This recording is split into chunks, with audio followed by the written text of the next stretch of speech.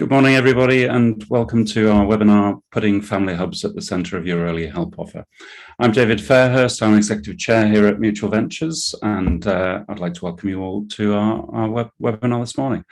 Mutual Ventures, for those of you who haven't come across us before, we're specialist advisors operating across children's services. So over the years, we've been involved in things like the Children's Services Innovation Programme, Strengthening Families, Protecting Children programme, and we're also currently supporting a number of local authorities to explore, design and implement their family hubs.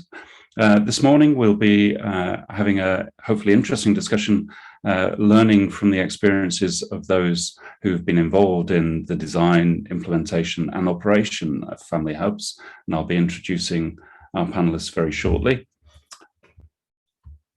There'll be just a few logistics before we start. There won't be a chat function open to attendees this morning, but you will be able to post questions throughout, and I'd encourage you to do that. We want this to be very much a discussive opportunity for everyone to make the most of our panelists and their lived experience. So please post your questions throughout. There'll be those three distinct phases that we focus on: the design of your family hubs, implementation, and the operation. So please post questions as and when they're relevant to the discussion.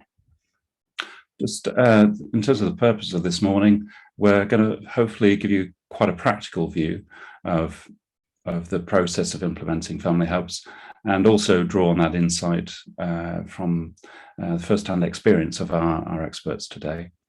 We'll explore what an effective family hub looks like, and we'll introduce you and signpost you to other materials that are available to help you on that process.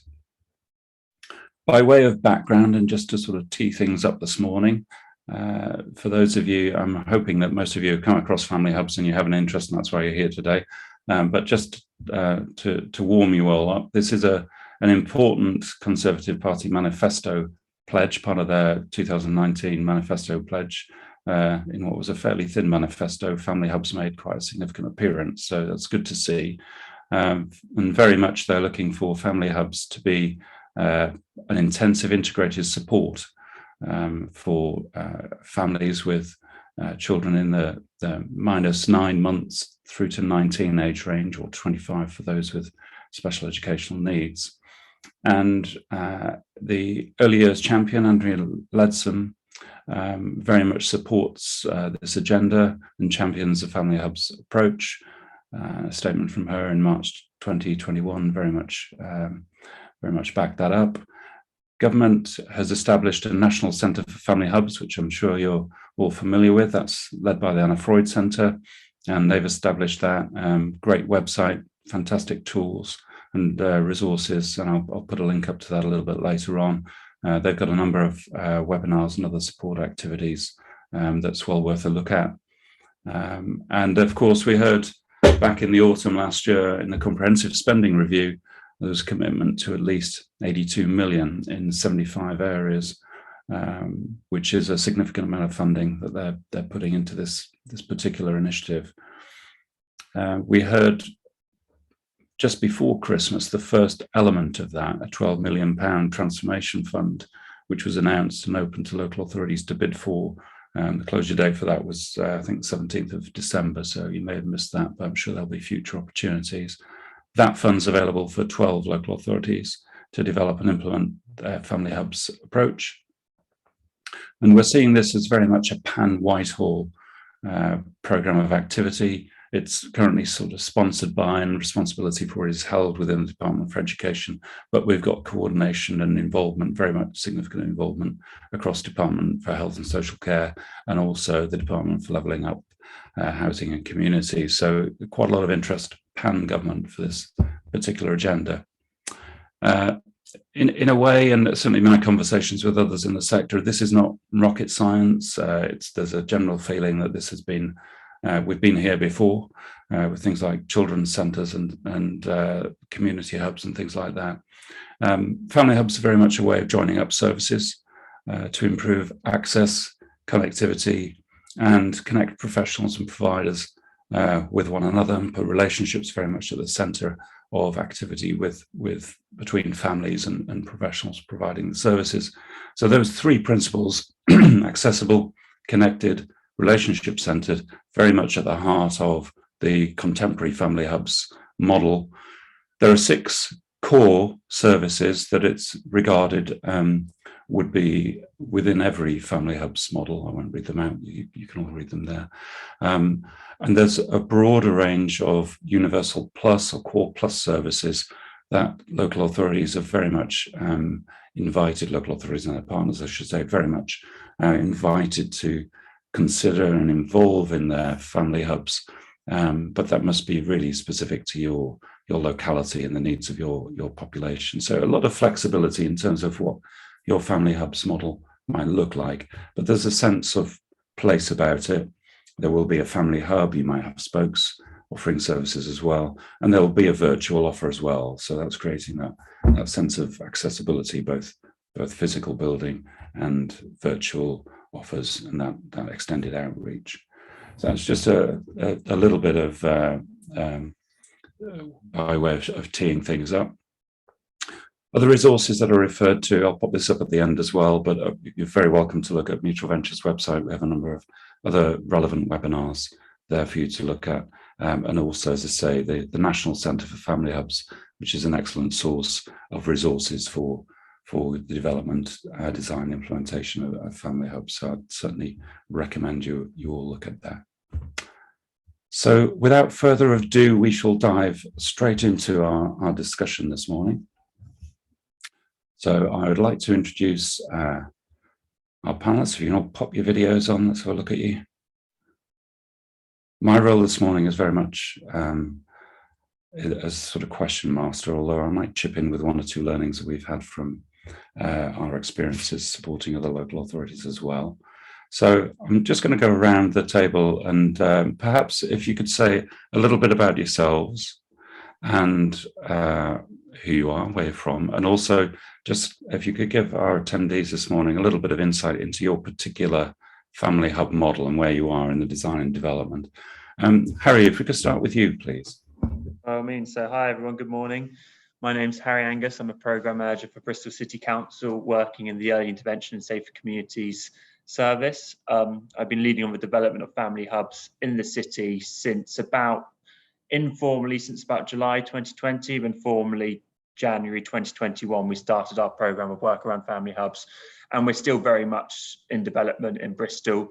The natural direction of travel for the city over the last number of years has been to a locality-based model. And so I don't know how many of you know Bristol, but it's broadly split into north, south and east central as 3 main localities. And the natural direction of travel for all of our services across family support, community health more generally, and the police has been moving towards this locality approach. And so we were naturally on the right track to move into this family hub methodology of thinking. We're making really exciting progress. We're taking the approach that a slightly different approach to other local authorities, I think, in some aspects, in that we're very much a partnership program and taking feedback that families aren't always the biggest fans of council services, and there's a bit of a stigma attached to certain buildings and services. We're taking the approach that any service or building can become a family hub in Bristol. It's more of a virtual offer. And so that's where our thinking is at the moment. It may well change as policy develops, and this is a rapidly developing area of national policy. And so we're staying flexible. But that's where we are in a really exciting place, and looking forward to 2022 and what that brings for Bristol's family hub model. Terrific, thanks, Harry. Jane, over to you. Morning, I'm Jane Moffat. I'm an early help manager in Coventry, and I've been involved in the design and implementation of family hubs since 2016, and we went live with 8 family hubs back in autumn of 2017. So we've been operating for some time in Coventry on a locality model. We have 8 family hubs, all in community settings, in buildings owned by the local authority, but very much shared with our partners to host a range of services for children and families 0 to 19, and with some SEN offer up to 25. We've very much taken an integrated partnership approach, and we are very committed to earlier help. So we were we had an opportunity back in 2017 to be part of an early intervention funded project called Ignite, which allowed us to initially run a pilot in one of our locations before we went live with all 8, where we particularly looked at how we could engage the community in much earlier help, and particularly a focus on poverty. So that's where we are in Coventry. Thanks, Jane. And Steve and Catherine, welcome. And if you could introduce yourselves and your model at Westminster. Hi, I'm Catherine Drake-Wilkes, and I'm a Family Hub Manager in Westminster. We have been on the road to Family Hub since we reorganised our early help services in 2016. And from 2018, we've been piloting our first Family Hub, which I manage. We have 3 Family Hubs in a locality model across a fairly small geographic local authority, but it's still quite difficult for families to travel from one part of it to another. So we've been on that journey and keen to share that with you. Lovely, thanks, Catherine. Just to introduce my role, I'm Steve Bywater. I'm the Supporting Families Manager in Westminster and also in Kensington and Chelsea. My link with the Family Hub developments, I suppose, has come through the sort of synergies that are developing, I think, between the Supporting Families programme nationally, where there's a general move towards having an early help system, which isn't just around council services, but partnership approaches. And a lot of our developments through the Supporting Families programme have been sort of embodied, I suppose, through the Family Hub system that Catherine's just described developing in Westminster. Terrific. Thanks, Steve. Thanks, Catherine. Thanks, Jane. Thanks, Harry.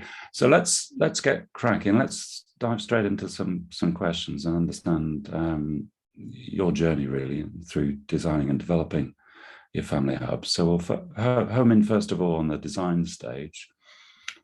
Thinking about the design of your family hubs model, and what were your key design considerations at the outset? For example, how did you determine which services to include, where to locate your family hubs, which partners to involve, that sort of thing?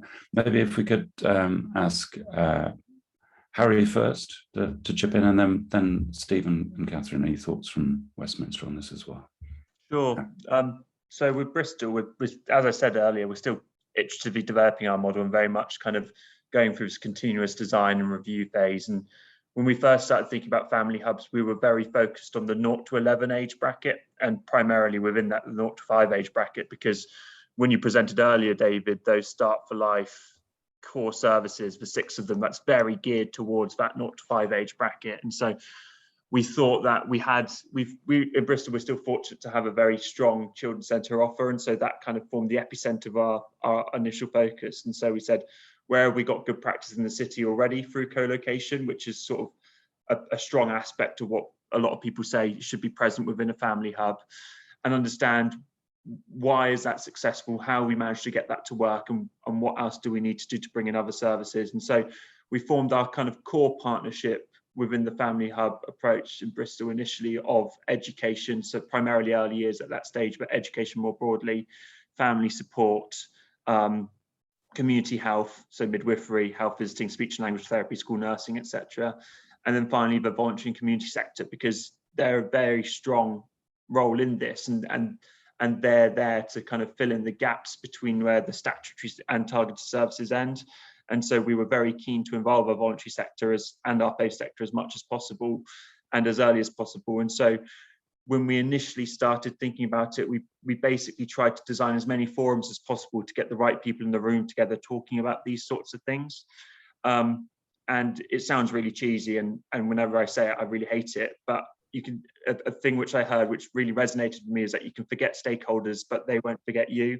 And if you do forget people early on, then they will instantly lose trust in your way of working and your model, and be less likely to engage with you further down the line when you really need them to engage. And so I'd encourage anybody here who's just starting out on their journey, think very carefully about your core offer, your core plus offer, however you want to term it, everybody else who you think needs to be involved and considered, and get a very careful comms / engagement strategy with each of those segments of people to make sure that nobody is forgotten and that you can collaborate with everyone. The other thing which has been really core for us and what we've recently got off the ground is the design of a very clear and structured governance model. And so within Bristol, we've now set up a strategic citywide governance model comprising of senior managers from across different services and not just council services. It's about getting in our commissioned health providers, our education core partners as well, and having that as that sort of strategic problem solving citywide group. And then also a range of locality groups. And so getting all of the key players in a locality, your children's centre managers, your nursery managers, head teachers where possible, health visiting key workers, etc. And so that's been our method to have people feeding up and down between the different models. And that's basically where we're starting. So even though we're not at a family hub place yet, where we have a building which is termed a family hub or a set of commitments which would make a building a family hub, it's more we're paving the way to try and make that transition as smooth as possible so we don't get this big shock when we get there. And just the final point I'd make on that is that we've been really successful where we've had specific groups looking at specific issues. And so we've got an integrated health work stream, which I think has been the thing I've been most proud of in the last 12 months, and I think has probably been the most successful, because it's been just the nature of getting all of those services into a room together to say, where do things make sense, where don't things make sense for professionals, for families. And some feedback we've got from one of our children's centre managers in St Paul's, which is an area of the city, is that she says she's been working in this for 25 years and the relationship with health is the best it's been. And I think it's because of these groups and that we've set up. And as I said, we're not there yet and we're still going through that design, but trying to get the right people in the room together and get everybody who you need to in some room to make sure you speak to them is crucial. That's, I mean, from a very practical point of view, Harry, can you give us a sense of what that looks like? You're talking a lot of stakeholders, a lot of people. So at a practical level, how many groups, how many people are you talking about? And you're currently going through that at the moment. So you've got the added sort of dimension of lockdown and the practicalities of getting people in a room together. So just if you could give people a sense of how that works in practice. In a way, COVID's almost made that method of working much easier, because I don't know other people's experience, but I'd never really been on a video call pre-March 2020. It was something that was commonplace in Bristol City Council, and there was this collective gasp as everybody had to move on to Zoom in March 2020. And so it's been really helpful getting that way of working into people's heads and getting people in virtual rooms, even though not necessarily physical rooms. When we first started out, we had 6, maybe 8, I think it was actually, 8 work streams, which we said these are our core things which we need to get right if we want to set up family hubs. And one of them was governance and leadership. One of them was vision, branding, comms, community partnerships, professional partnerships, integrated health, and there are a couple of others which I should have known, but they've fallen out my head now. And so our initial setup was we had multi-agency groups. And so somebody from education, someone from health, someone from the council, someone from the VCS sector on each of those groups with a specific task to set up action plans of what sorts of things do we need to do. And so those groups all met 6 weekly. And then we had a 6 weekly meeting of the leads of those groups, which was sort of kind of coordinated by me. And then as we've gone on, those groups are quite naturally, some of them are blended together. So practice and pathways blended together because they naturally fit together and naturally evolved into sort of task and finish. And so then we said, okay, we've identified this problem with this big group of people. We now need a very small specific group of people to come in together to solve that issue. And so that's been a really good collaborative way of working.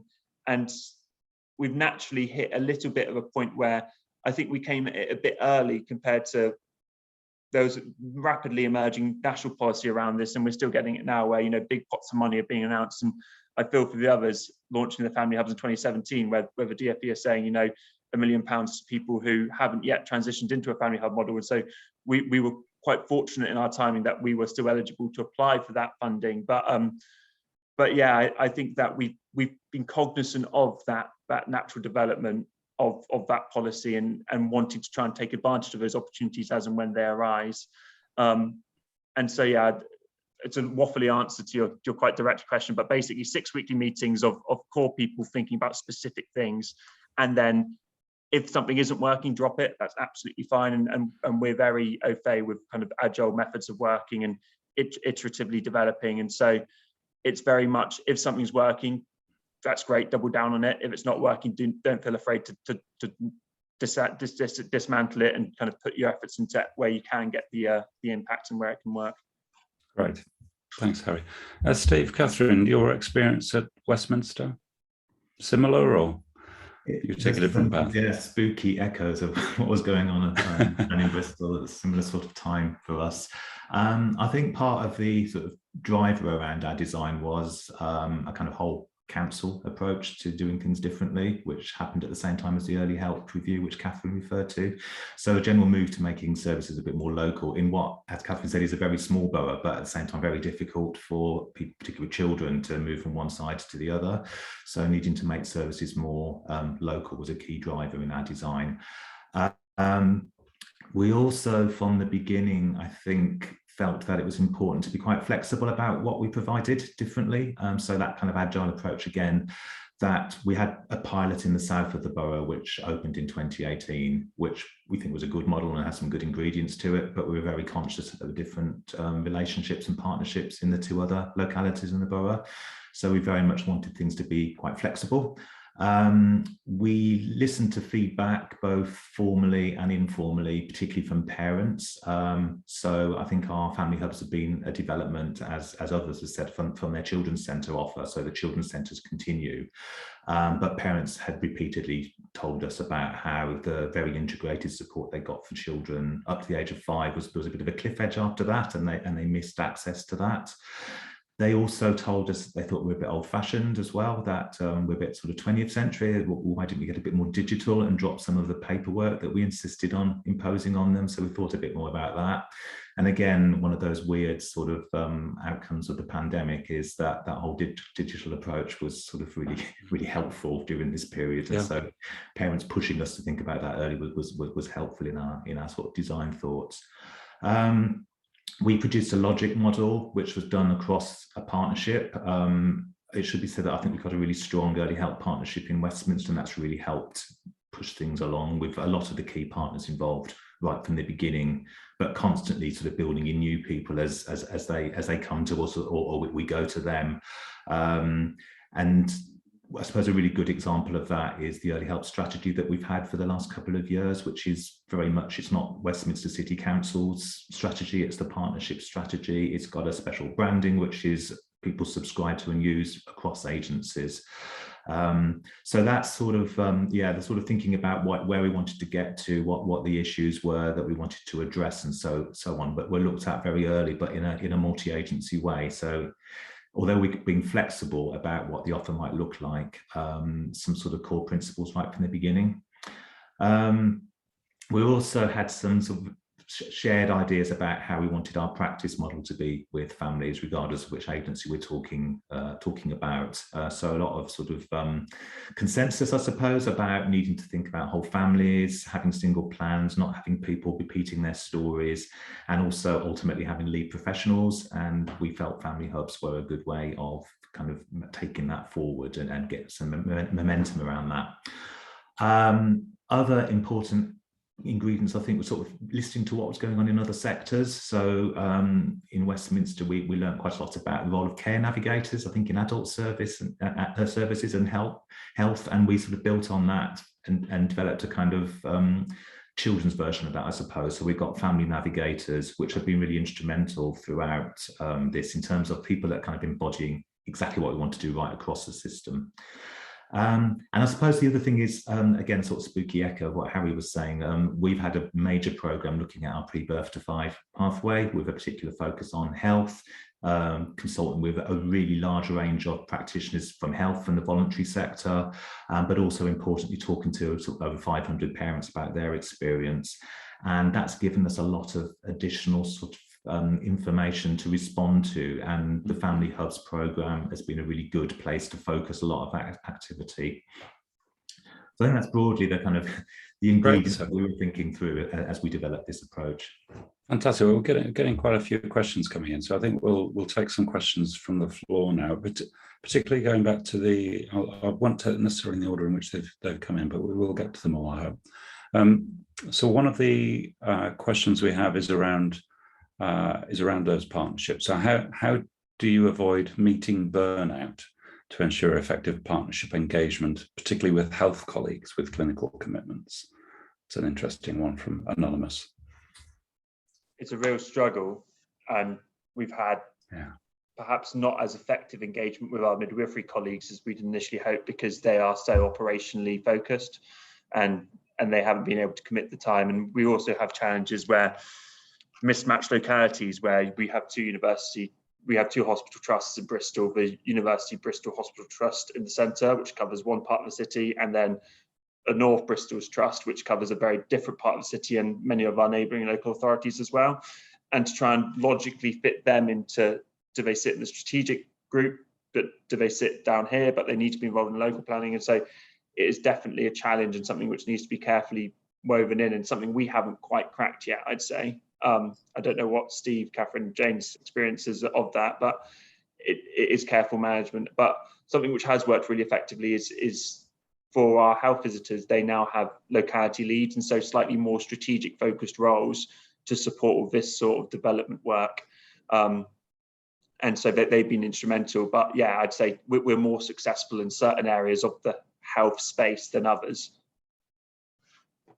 Yeah, I'll come in there. I think it's a really valid question, because it's often seen in many organisations, particularly those who have, high levels of operational requirements that they must deliver, first of all for children and families, and secondly for their contract or commissioning arrangements. I think that it's really important to be quite specific about what your ask is. So I think there's a balance between wanting everyone in and everyone feeling a part of it, that they can influence the design as well as the implementation and the operationalization. But I think it's being realistic about what that ask actually is and where you need people's expertise, continuing to keep the door open. So I think there's a way that you can continue to communicate as your design process unfolds with key individuals, particularly from the health sector. But actually, if you are inviting them to join a task group or a strategic board or whatever, you're very specific about what your ask is. Of course, open to them delivering more, but being clear about what your bottom lines are. And also the mutual benefit. You've got to make this a win-win. What is in it for them? A little bit like Steve's point in terms of understanding other work across the sector. Need to understand their objectives, their perspectives, and how combining those into the family hub model would actually help them achieve many of the things that on their own they may be struggling to achieve. So that kind of idea of mutual benefit, I think, is really important as well. Great, thanks.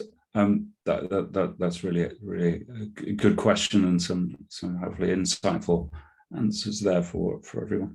I'm going to pick up. We've had a few questions in around library services. I know we've got quite a large contingent from our colleagues in library services with us today. So let's bunch these up and let's have some thoughts on the involvement and part that library services might play in the development of family hubs. So we've had a question here from Catherine Boothroyd.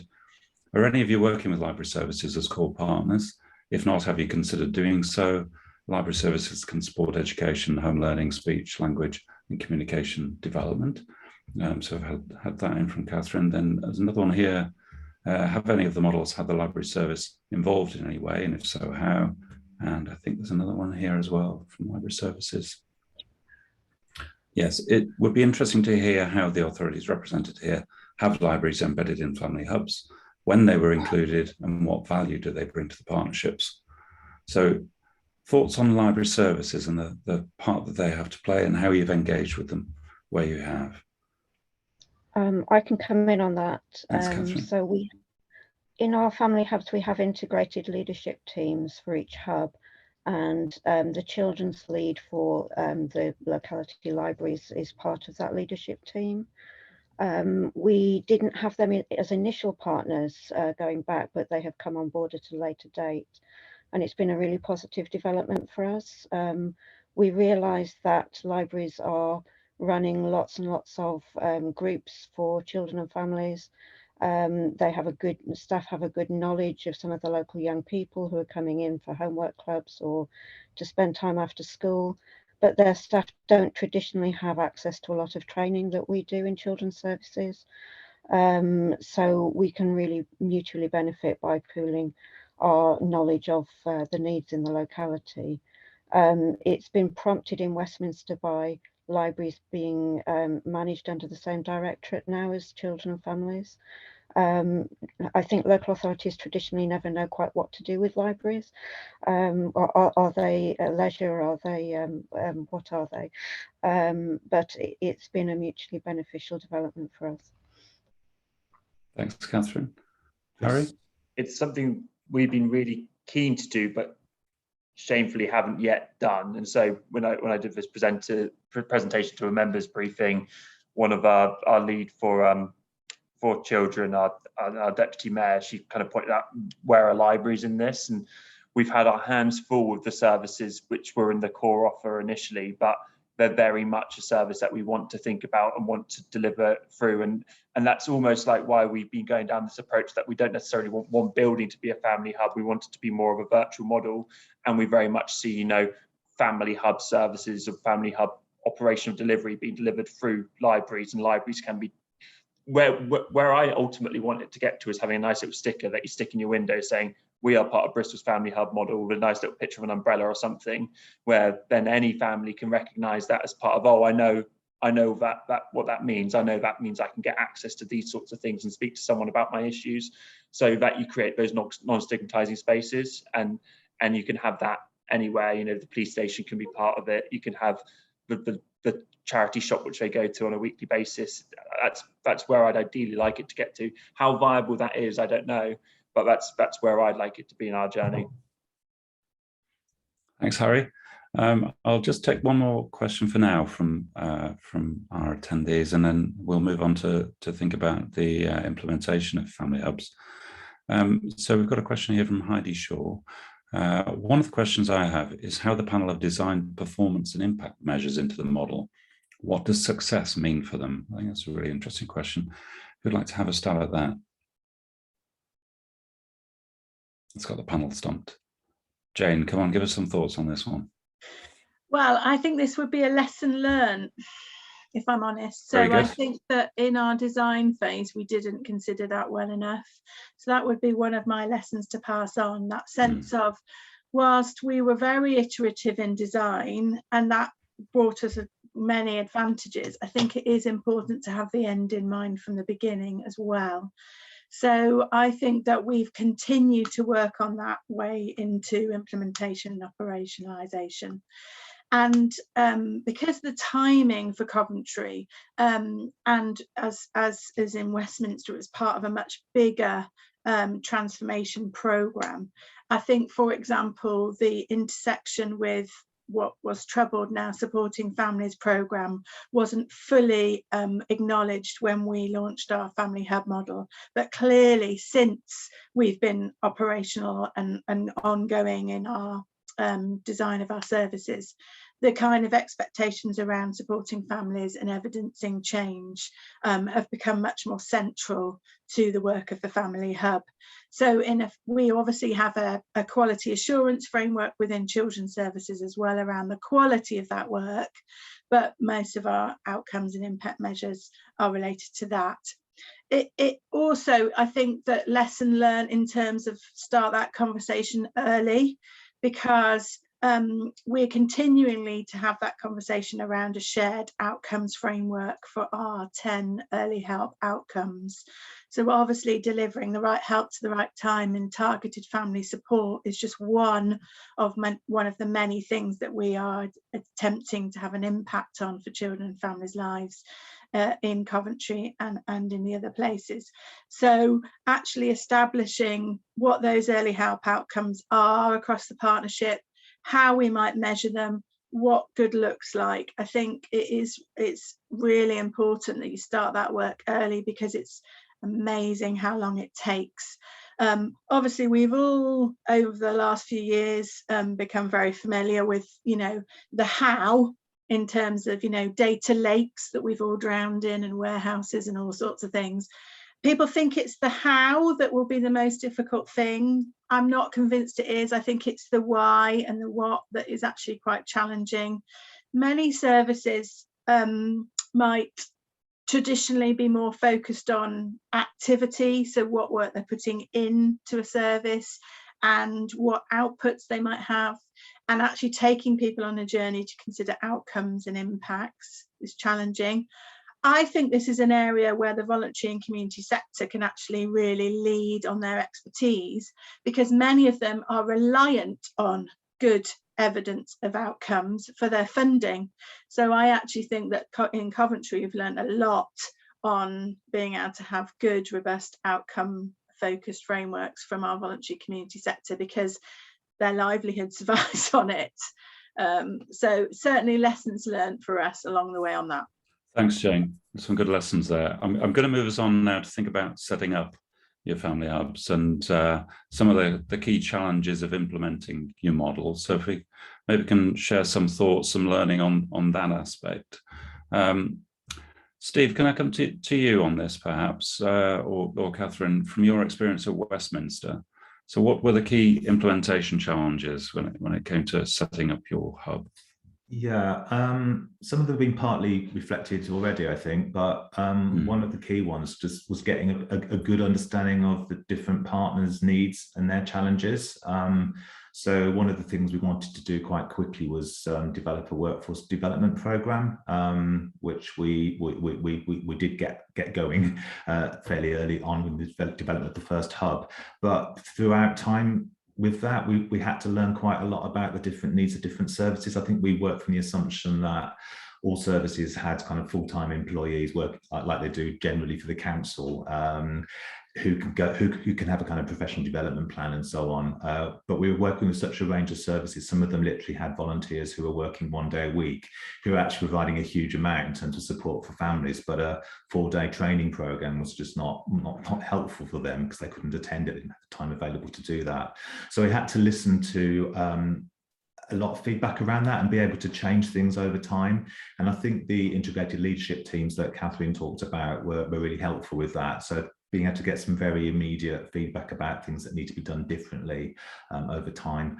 The other one, just in case we forget it, was COVID-19. So great big plans that we made starting from 2018, 2019, and having to completely refocus exactly what we were doing. But I think actually, again, there was the usual sort of strange benefits sometimes of a pandemic, were that those relationships we put in place, the planning for family hubs before we necessarily had the buildings available for them, and getting relationships going, meant that we could really shift quickly into providing services in a different way, learning from each other's sort of innovation, I suppose, which was done sometimes in a matter of days and weeks. And also things like being able to share each other's buildings to do different things that we hadn't planned. So yeah, when Harry talked about branding different buildings under the sort of Family Hub banner, I think we started to do some of that almost on the spur of the moment. So there was an issue with particular families just being stuck in very small housing flats, not being able to sort of spend time in somewhere a bit more spacious. So we sort of arranged something with one of our VCS partners where families could go and spend time together, but with more space and more activities to do, but away from other families, which was something I don't think we'd have been able to do if we hadn't had those kind of previous Family Hub conversations about what we want to do more generally. The need for funding has always been an issue. I think the Supporting Families funding really helped us to accelerate things in Westminster, but I appreciate other areas have got access to different pots, smaller amounts of funding, and hopefully the new pots that you mentioned earlier, David, will help other authorities want to do this. But it doesn't all happen for free, I suppose. Good relationships are great, but you still need something to make things happen. And the last and really significant when I say it's about information sharing, which we say in pretty much every meeting we talk about integrated working. We've started to do quite a lot with that, but we haven't got anywhere near where we'd like to get to eventually. So I think the lesson from that is to start small. What are the basics you need to do to enable good integrated working in a family hub? So, for example, how might you hold a panel to look at cases that different agencies are working with and they're struggling with? I think it's fairly easy to get the information sharing protocols in place to allow that, but ultimately it'd be great for integrated leadership teams to look at cohorts of children and families and plan who's going to work with who. And I think that's possible, but it's really difficult to put the processes in place to do that. So that, I think, probably is one of the key ones to focus on going forward. Excellent. Thanks, Steve. Jane, do you want to give us the benefit of your experience in Coventry in terms of setup? Yeah, I think that the workforce development element is really key, and understanding who the right people are and the right skills, and then how to support them in perhaps changing how they work. It is no mean feat, actually, and I think the timing of that is really important. So again, a bit of a lesson learned. I remember sitting in rooms with multidisciplinary, multi-agency teams, and some of the staff still looked like sort of slightly frightened rabbits in the headlights, because depending on what your journey might have been through that process. So for example, in Coventry, that was an enormous HR consultation transfer to the arrangements. And so you're dealing with people first, aren't you, as well as then them as professionals. So I think people need a lot of time and a lot of repetition, and they need a lot of leadership to create an environment in which we can facilitate people to bring their best selves to work and to the needs of children and families, but also recognising the process that they are continuing to go through around perhaps doing a different job than they've done before, or doing the same job but in a very different way. So I think lots of thought about that is really required. I think that we had very ambitious plans, but I think we've learned to take those in phases. A bit like Steve was describing, perhaps with your, issues like data governance and sharing. And I think that we really tried to create an environment in which innovation and creativity was totally possible. And that therefore means you do have to let go of some of what you thought was hardline rules and processes and procedures to allow new things to grow, and creating an environment where failure is possible. So you're not going to get creativity and innovation if people are afraid to have a go at things. So for example, in the implementation of the first hub, we very much authorised the team to innovate, have a go at new things that we hadn't done before, do things that you'd always wanted to do but you needed an ally from another service to give it a go, those kinds of things. But what we discovered is there's one thing giving people the authority to do that and the authorization to do that. That's another thing to actually change maybe what their normal professional boundaries might be in terms of what I usually do when I was sitting in a separate team or whatever. So I think that element of supporting the workforce is really important.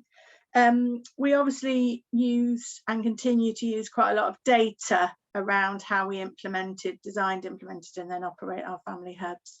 And again, obviously there's the hard data, there's the stuff that you can convene together as a local authority and with its partners.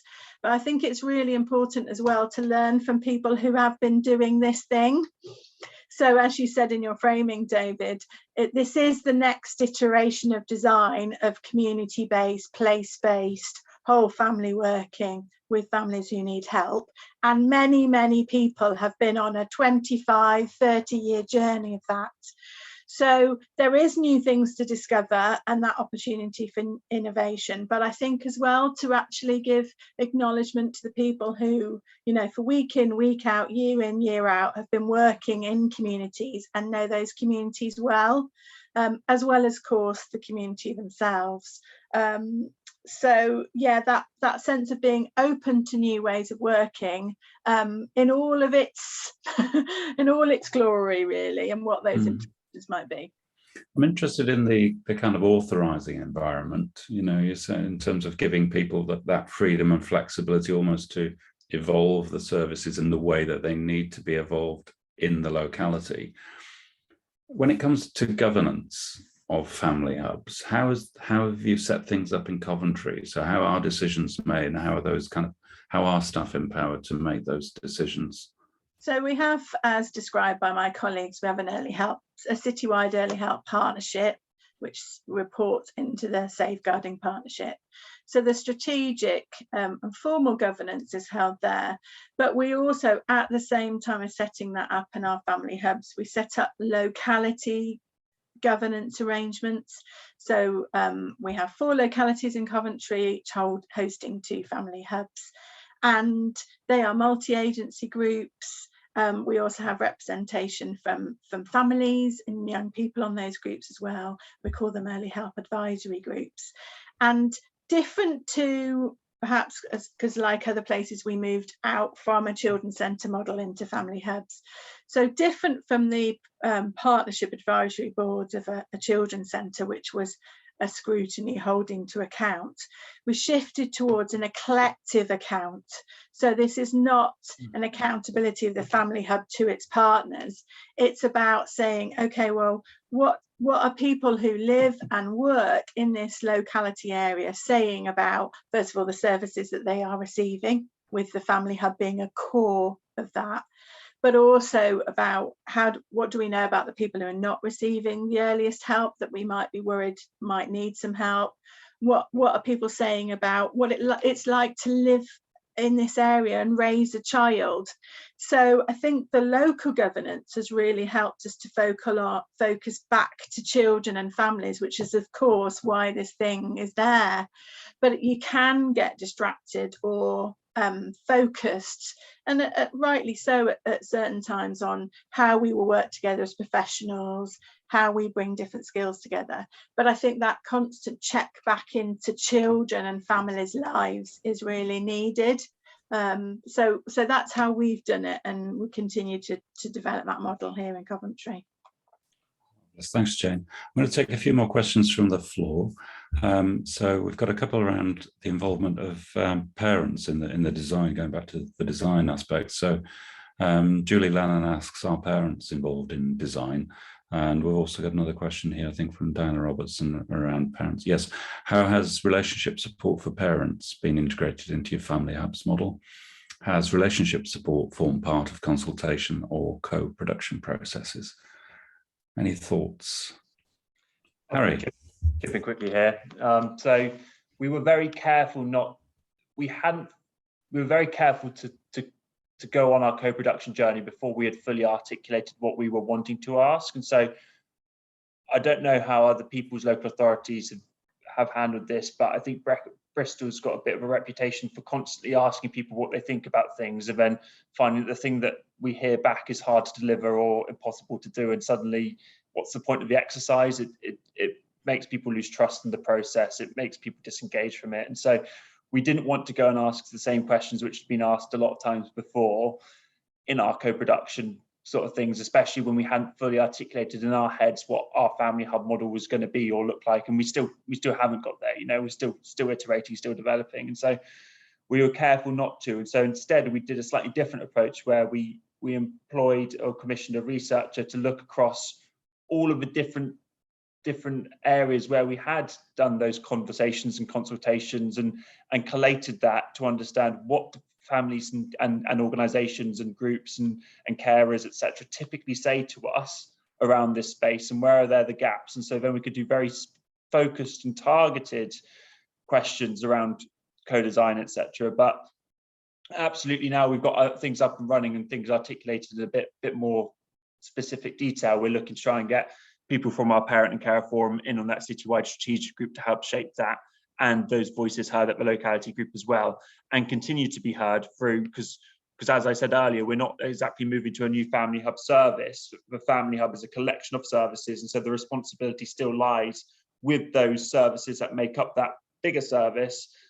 The responsibility lies with them to continuously check on the families about how they're feeling about these new arrangements. And so at the moment, on the face of it, the family hub model in Bristol doesn't look radically different to families. It's just a way of terming a new method of working where people are going to work together a bit more intelligently. They're going to share information a bit more. They're going to come around you, and you might see some of the services that you used to have to walk 2 miles down the road to get to, now operating out of the same building as another service that you typically access.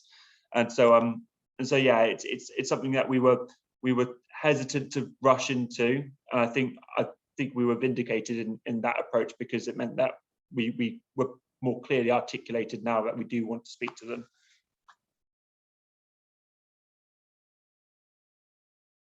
Oh, you're on mute, David. Yeah, thank you. It's going to happen to one of us, isn't it? Schoolboy error. Sorry. Another question here from Diana Robertson. How long do the panel think is needed to set up and embed family hubs in an area? The $68 million question. Well, it very much depends on which bits you put in which phase. I mean, because of the conditions that Coventry was working at the time, we designed and implemented within 9 months. But we've been operating in 4 or 5 and learning the whole way through. I would say that we had certainly embedded it in the minds of services and I would say communities within the first 2 years of being live. So much so that, for example, when the pandemic hit, we were absolutely committed to keeping our family hubs open as much as possible, because we felt that it was so important. We'd been able to establish a good reputation and trust with our communities, that was really important that we continue to do that. I think that it's a balance. It'll take you as long as you've got, but I think we would certainly recognise that the design phase is really important, but people do need that to be that concept to move into action, otherwise you'll lose people along the way. And I think that's, you know, if I reflect back now in terms of even strategically, the leaders that were involved back in 2017, very few of them are now involved now, because obviously people go on to have other jobs and roles and responsibilities, not just in the council, but of course across agencies. So I think there has got to be a balance of, if you're doing this thing and you're totally committed to it, you need to get on and do it. And of course, there are many wicked problems in society which require, you know, action, and we were very committed to earlier action. So I think, as I say, you know, it'll take you as long as you're prepared to give it, but it's an ongoing process anyway.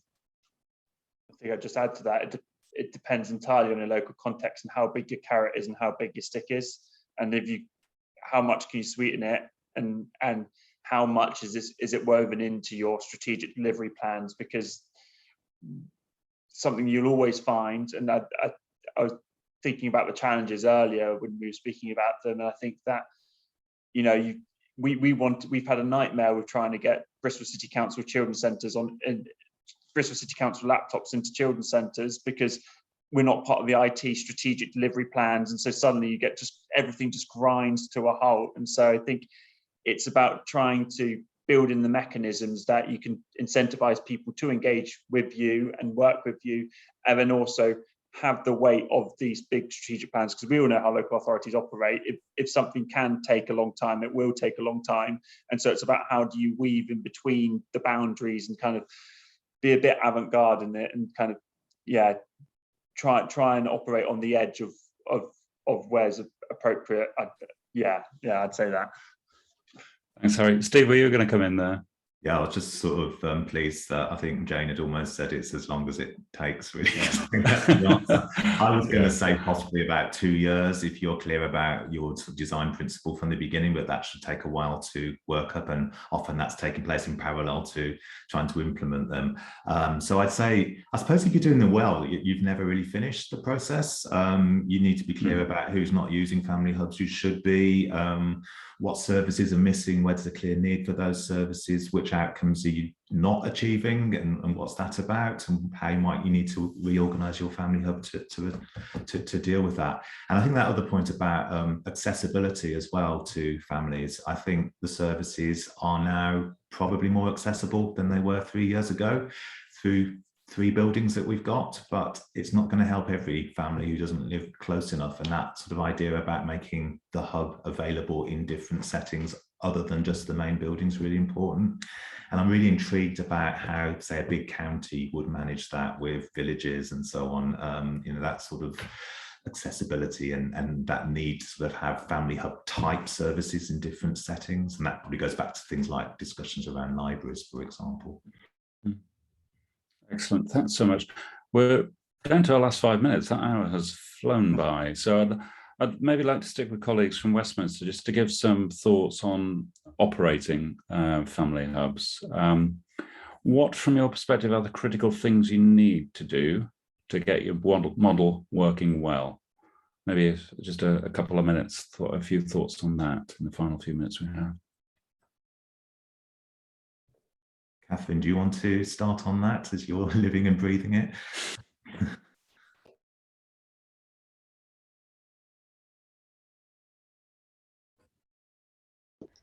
Sorry, I've done the mute thing. So yeah, I think it does all come back to relationships. I mean, that's a kind of a boring answer, but you do have to keep going back to that. I think what's important for us is that it's integration and not just partnerships. So you haven't got a building with lots of people who know each other quite well and talk about the weather in the lift, but still carry on running their own service in the same old way.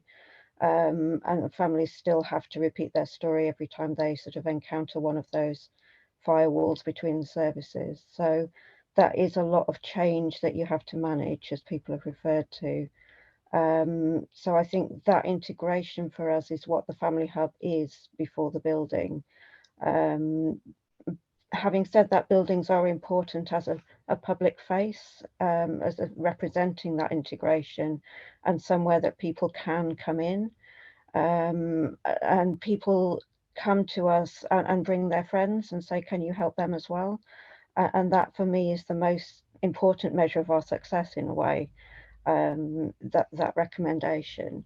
So you do have to think about those processes of, are your referrals going to come in through agencies, through self-referral, through your front door access team, but really sort of thinking about the customer journey and what it's like for them to walk into the building.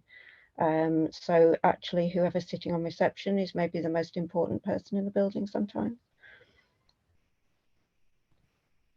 Thanks, Catherine. Thanks very much to all of our speakers today. I'm afraid we're out of time already, so I think we'll look to run a similar webinar in the near future to continue the conversation and to help others in the sector who are on their own family hubs journey. So many thanks to our contributors today, to Jane, Harry, Steve, and Catherine. Really appreciated your contributions.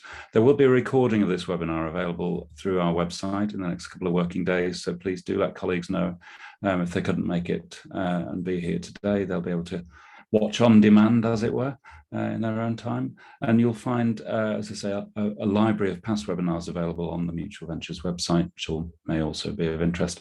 Thank you out there for joining us today. Do get in touch if there's anything you'd like to follow up with us directly. Apologies to those of you who I couldn't get to today. Someone's just asked if you can have the slides. Happy to put those up with the recording, the webinar on the website, so look out for that. Enjoy the rest of your day. Thank you very much indeed. Take care. Goodbye. Thanks so much, everyone. Bye-bye.